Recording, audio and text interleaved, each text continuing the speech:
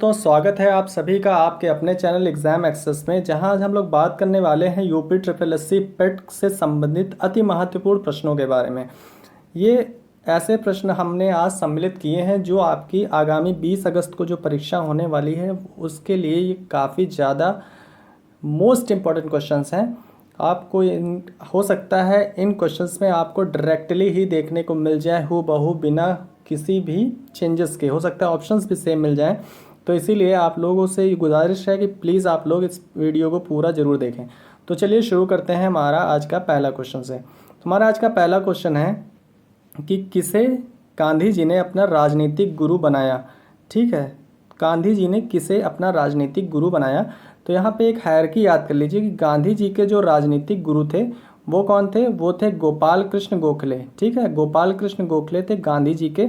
और गोपाल कृष्ण गोखले कभी कभी पूछ लेते थे, तो इनके राजनीतिक गुरु कौन है? एमजी रानाडे हैं। ठीक है, एमजी रानाडे गोपाल कृष्ण गोखले के राजनीतिक गुरु हैं।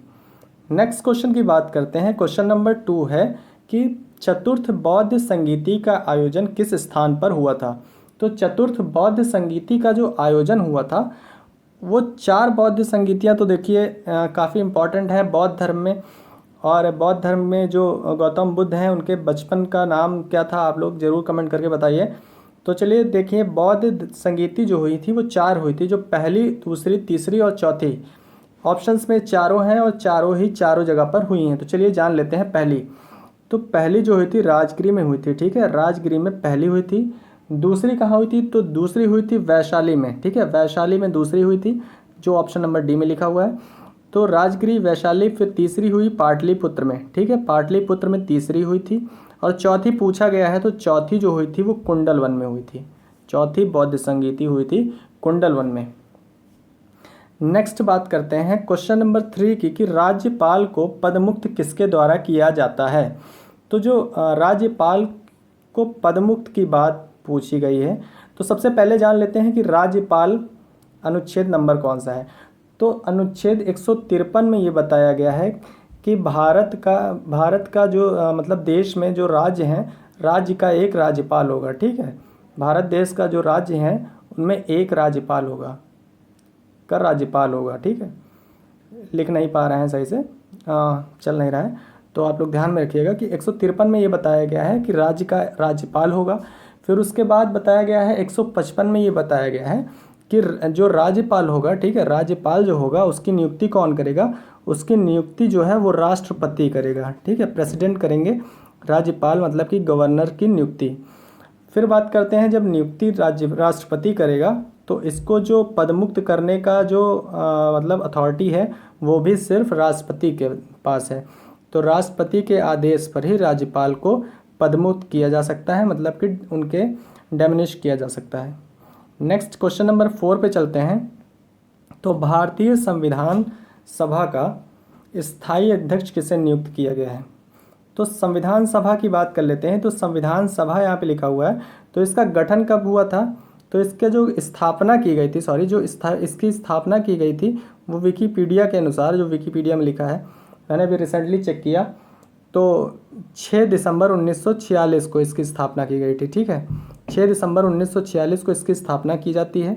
और इसकी जो इसकी पहली बैठक हुई थी, जिसकी पहली बैठक हुई थी वो कब हुई थी? 9 दिसंबर को। ठीक है, 9 दिसंबर 1946 को पहली बैठक होती है, जहाँ पे अस्थायी अध्यक्ष सच्चिदानंद सिन्हा को, ठीक है, अस्थायी अध्यक्ष सच्चिदानंद सिन्हा को चुना गया था। उसके बाद जब 11 तारीख को, 9 के बाद इसमें 2 और जोड़ दीजिए, 11 तारीख को, 11 दिसंबर को स्थायी अध्यक्ष चुन लिए गए थे। ठीक है, स्थायी अध्यक्ष चुन लिए गए थे। और स्थायी अध्यक्ष किसे चुना गया था? तो स्थायी अध्यक्ष राजेंद्र प्रसाद जी को चुना गया था। उसके बाद इसमें थोड़ा सा और ध्यान दीजिए कि 9 + 2 11 हो गया, +2 और कर दीजिए तो 13 दिसंबर, मतलब कि 13 दिसंबर को क्या हुआ था कि जवाहरलाल नेहरू जी ने, एक लिखने में थोड़ी सी प्रॉब्लम हो रही है, तो जवाहरलाल नेहरू जी ने एक उद्देश्य प्रस्ताव, मतलब एक उद्देशिका टाइप का, जो एक उद्देश्य प्रस्ताव के रूप में वहाँ पे एक भाषण दिया था, जो 13 दिसंबर को एक बैठक हुई थी। तो उसी को थोड़े बहुत संशोधन के बाद जो है उसे प्रस्तावना के रूप में स्वीकार कर लिया गया था। तो इस क्वेश्चन में हमने क्या क्या बात की एक बार फिर से रिपीट कर लेते हैं कि जो संविधान सभा का जो गठन होता है वो 6 दिसंबर को होता है, 6 दिसंबर 1946 को। फिर उसके बाद 9 दिसंबर 1946 को अस्थायी अध्यक्ष चुने जाते हैं। और अस्थायी अध्यक्ष किन्हें चुना जाता है, तो सच्चिदानंद सिन्हा को चुना जाता है। फिर 11 तारीख 9 तारीख के ठीक 2 दिन बाद 11 तारीख को स्थायी अध्यक्ष के रूप में किसको चुनते हैं, राजेंद्र प्रसाद को चुनते हैं। ठीक है, राजेंद्र प्रसाद को स्थायी अध्यक्ष मतलब परमानेंट। उसके बाद ठीक 2 दिन बाद 11 से ठीक 2 दिन बाद 13 दिसंबर को जवाहरलाल नेहरू जो जहाँ पे सब लोग बैठते हैं वहाँ पे इन्होंने एक भाषण दिया था, एक प्रस्तावना टाइप का एक उद्देशिका रखी थी, उसी को थोड़े बहुत चेंजेस के बाद अपना लिए गए और उसको प्रस्तावना का रूप दे दिया गया। ठीक है, तो ये थी कुल मिला के रामायण। नेक्स्ट बात करते हैं क्वेश्चन नंबर 5 की कि भारतीय संविधान के किस अनुच्छेद में कारखानों आदि में बालकों के नियोजन का प्रतिषेध का उल्लेख किया गया है। तो इस क्वेश्चन में हम लोग काफ़ी ज़्यादा डिस्कस करने वाले हैं। तो क्वेश्चन नंबर 5 में ये देखिए, एक सबसे पहले तो हम लोग जान लेते हैं कि ये आता है मौलिक अधिकार के अंतर्गत। ठीक है, तो आर्टिकल नंबर जो 23 है और 24 है ये काफ़ी ज़्यादा इम्पॉर्टेंट है। और इसमें जो पहला क्वेश्चन ये बनता है कि जो आर्टिकल नंबर 23 है, ठीक है, इसमें दोनों आर्टिकल को डिस्कस करेंगे। तो आर्टिकल नंबर 23 में बंधुआ मजदूरी जो होती है, चल क्यों नहीं रहा है भाई, बंधुआ मजदूरी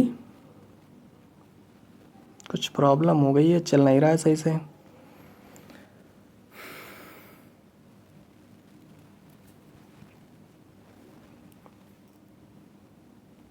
आर्टिकल नंबर 23 में बात करें तो बंधुआ मजदूरी जो होती है, ठीक है, बंधुआ मजदूरी और जो मानव व्यापार या मानव तस्करी से संबंधित जो भी घटनाएं हैं, जो भी मतलब प्रावधान किए गए हैं, वो सब किसमें किए गए हैं, आर्टिकल नंबर 23।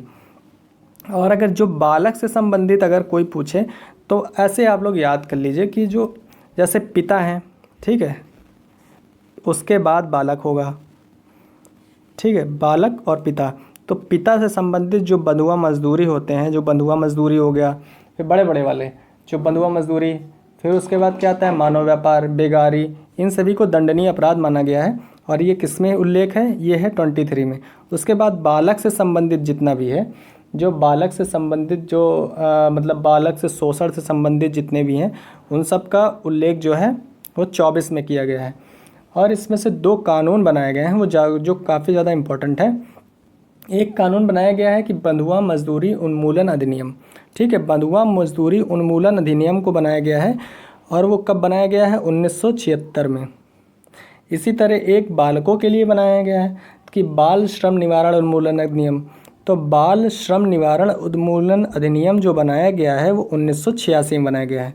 ये 2 एक्ट हो सकता है, छोटी परीक्षाओं में तो पूछते नहीं हैं लेकिन शायद पूछ ले घुमा के, तो आप लोग इसको ध्यान में रख लीजिए। और उसके बाद एक राष्ट्रीय बाल श्रम उन्मूलन प्राधिकरण की स्थापना की गई है। किसकी, राष्ट्रीय बाल श्रम उन्मूलन प्राधिकरण की स्थापना की गई है। और इसकी स्थापना कब की गई है, 26 सितंबर 1994 को। ठीक है, 26 सितंबर 1994 को राष्ट्रीय बाल श्रम उन्मूलन प्राधिकरण की स्थापना की गई है। नेक्स्ट क्वेश्चन पे चलते हैं, क्वेश्चन नंबर 6 पे कि लोकसभा के अधिकतम सदस्यों की संख्या कितनी होती है। तो लोकसभा के अधिकतम सदस्यों की संख्या कितनी होती है, 552 सदस्यों की संख्या होती है। अगर आपको इसका आर्टिकल याद करना है तो इसको सरला से याद कर लीजिए। ठीक है, सरला एक नाम से मतलब याद हो जाता है, हमने भी ऐसे ही याद किया है कि सा से हो गया तो संसद हो गया, पार्लियामेंट हो गई। ठीक है, उसके बाद रा से क्या हो गया, राज्यसभा हो गया। ठीक है, राज्यसभा, और लोकसभा ये हो गया, ला से लोकसभा। और उसके बाद इसके आर्टिकल की बात करें तो ये हो जाएगा 79, ये हो गया 80 और ये हो गया 81। तो मैक्सिमम नंबर ऑफ़ कैंडिडेट्स कितने हो सकते हैं लोकसभा में, 52 हो सकते हैं।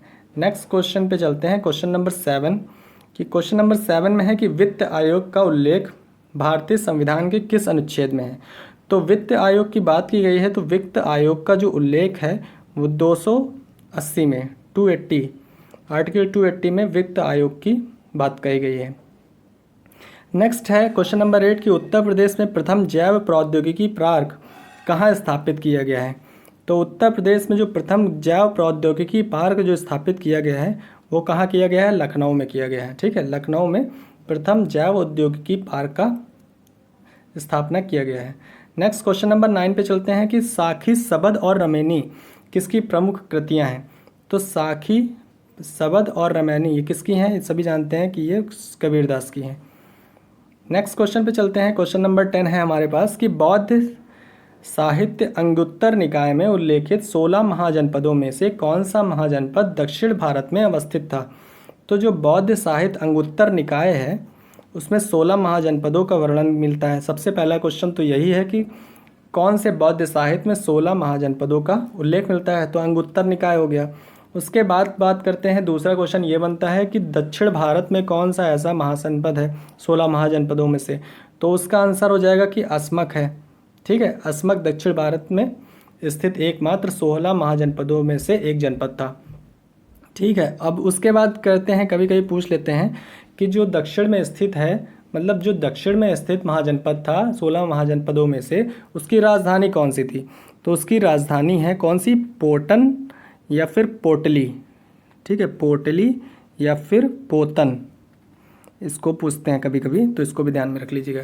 और 16 महाजनपद से क्वेश्चन आप लोग ज़रूर याद करिए कि 16 महाजनपद से जो भी 16 महाजनपद हैं उनकी राजधानियाँ भाई बहुत पूछता है। ठीक है, राजधानियाँ आप लोग याद करिए, बहुत ज़रूरी है, और ये शायद पूछ लिया ही जाएगा। ठीक है, इसको मोस्ट एकदम इम्पॉर्टेंट वाला है ये कि 16 महाजनपद की राजधानियाँ आप लोग एकदम रट लीजिए। नेक्स्ट है क्वेश्चन नंबर 11 कि 40 गुलाम सरदारों का गुट अर्थात तुर्कान चहलगामी संगठन की स्थापना किस शासक ने किया था? तो 40 गुलाम सरदारों का जो गुट था उसको तुर्कान चहलगामी कहते थे। वो किसके शासनकाल में किसने किया था? तो वो थे भैया कौन? इल्तुतमिश थे। अब ये बात कर लेते हैं इनके बारे में कि ये कहाँ से थे। तो ये गुलाम वंश के थे। ठीक है, गुलाम वंश या ममलूक वंश इसको कहते हैं। ये एक बार आया था कि ममलूक वंश, इससे अब पूछते हैं क्योंकि गुलाम वंश तो सबको याद रहता है, ममलूक वंश से संबंधित है। और इसकी स्थापना किसने की गई थी, किसने की थी? तो ममलूक वंश या गुलाम वंश की स्थापना किसने की थी? कुतुबुद्दीन ऐबक ने की थी और 1206 ईस्वी में की थी। ठीक है, इल्तुतमिश के बारे में एक चीज़ और याद कर लीजिए कि इल्तुतमिश ने अरबी, शुद्ध अरबी के सिक्के चलवाए थे और इक्ता प्रथा इन्होंने लागू की थी। कौन सी? इक्ता प्रथा और क्या? और शुद्ध अरबी के सिक्के, शुद्ध अरबी के सिक्के, जिसमें से जो तांबे का सिक्का था उसको बोलते थे जीतल। ठीक है, ध्यान में रखिएगा कि तांबे का जो सिक्का था उसको जीतल बोलते थे और जो चांदी वाला था उसको बोलते थे टका, टंका या टका। नेक्स्ट क्वेश्चन नंबर 12 पे चलते हैं। तो क्वेश्चन नंबर 12 में है कि सत्यार्थ प्रकाश की रचना किसने की थी?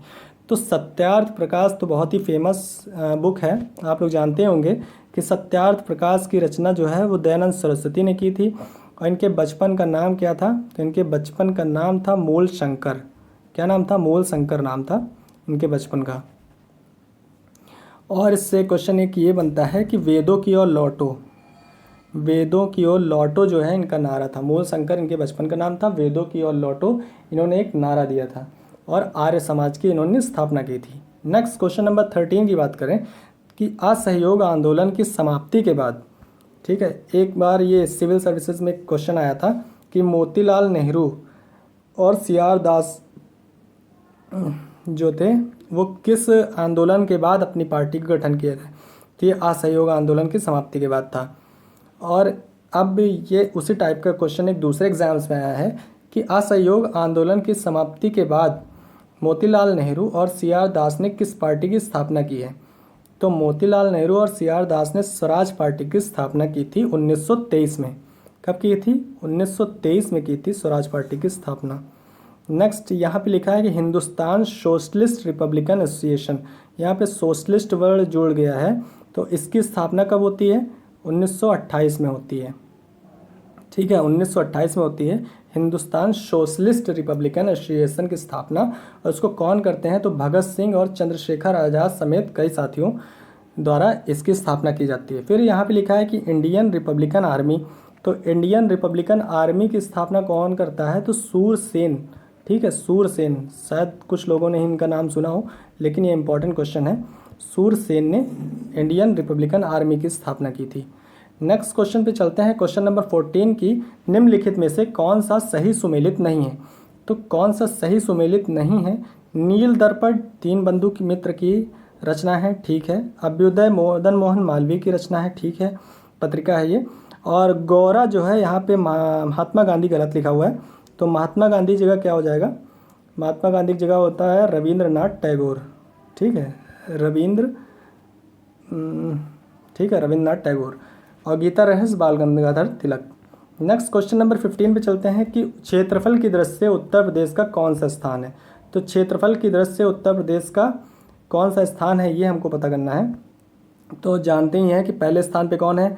पहले पे है राजस्थान, दूसरे पे कौन है? दूसरे पे है मध्य प्रदेश, तीसरे पे कौन है? तीसरे पे है महाराष्ट्र, और चौथे पे कौन है? तो चौथे पे है उत्तर प्रदेश। तो इसका राइट आंसर हो जाएगा चौथे स्थान पर है क्षेत्रफल की दृष्टि से। जनसंख्या के स्थान पे पहले नंबर पे भैया। नेक्स्ट है क्वेश्चन नंबर 16 पे कि राज्य ललित कला अकेडमी कहाँ है।